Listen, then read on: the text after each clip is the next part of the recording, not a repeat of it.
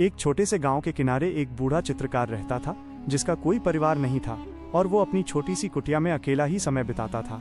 उसके पास रंगों के कुछ पुराने डिब्बे और कुछ घिसे हुए ब्रश थे जिनसे वो हर दिन अपनी दीवार पर अधूरी आकृतियां बनाता रहता था। गांव के लोग उसे पागल समझते थे क्योंकि वो अक्सर हवा में हाथ चलाता जैसे कि वो किसी अदृश्य कैनवास पर चित्रकारी कर रहा हो। एक सुबह उसने तय किया कि वो अपने जीवन की सबसे सुंदर और आखिरी कृति बनाएगा जो उसके जाने के बाद भी जीवित रहे। उसने अपनी कुटिया की सबसे बड़ी दीवार को साफ किया और उस पर मिट्टी का लेप लगाकर उसे पूरी तरह समतल और चिकना कर दिया। सूरज की पहली किरण के साथ उसने ब्रश उठाया और नीले रंग की एक गहरी लकीर खींची जो एक विशाल समुद्र की गहराई को दर्शाती थी। फिर उसने धीरे धीरे उसमें लहरें बनाना शुरू किया और हर लहर को इस तरह उभारा कि जैसे वो अभी दीवार से बाहर निकल आएगी। दोपहर होते होते उसने दीवार के ऊपरी हिस्से पर एक चमकता हुआ सूरज बनाया जिसकी रोशनी पूरे कमरे में फैलती हुई महसूस होती थी।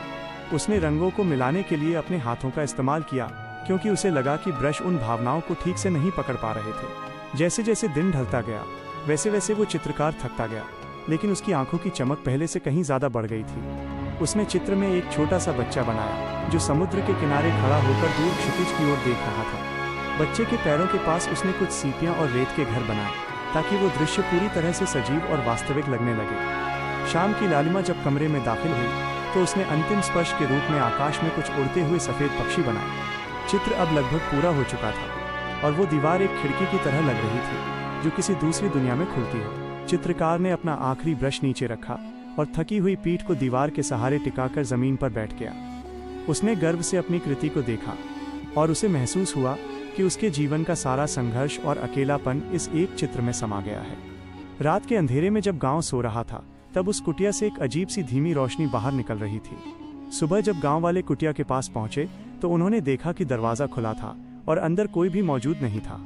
दीवार पर बना वो चित्र इतना जीवंत था कि ऐसा लग रहा था मानो समुद्र का पानी वास्तव में हिल रहा हो और लहरें शोर कर रही हों। चित्रकार कहीं नजर नहीं आया, लेकिन उस पेंटिंग में बने बच्चे के पास रेत पर एक नई जोड़ी पदचिन्ह दिखाई दे रहे थे।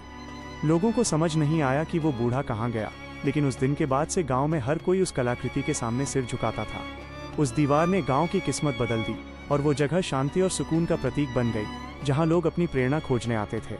चित्रकार ने अपनी कला के माध्यम से मृत्यु पर विजय पा ली थी और वो हमेशा के लिए अपने ही बनाए संसार का हिस्सा बन गया था। उसकी कहानी अब शब्दों में नहीं बल्कि उन रंगों में जीवित थी जो कभी फीके नहीं पड़े और न ही कभी धुंधले हुए।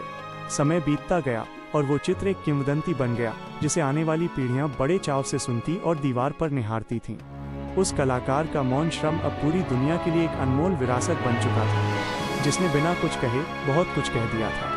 अंततः वो शून्य से शुरू होकर अनंत में विलीन हो गया और अपने पीछे छोड़ गया एक ऐसा सपना जिसे हर कोई खुली आंखों से देख सकता था।